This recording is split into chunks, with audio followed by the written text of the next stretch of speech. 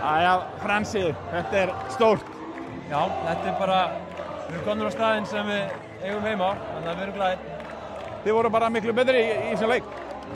Já, ég er alveg sammála því. Það svona smá kaflið þarna í fyrri hálfleik eftir að við vorum búin að skora sem þeir áttu ágætiskafla en mér fannst þeir rauninni bara að vera þægileg sigur.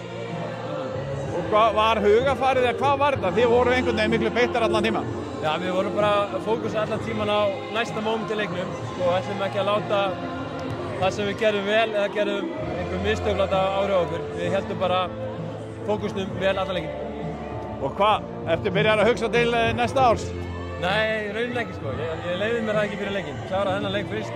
Svo nú getum við farið aðeins að fagna fyrst. Svo getum við farið að hugsa næsta tímabils. Þú ert náttúrulega ungur maður ennþá og verður áfram?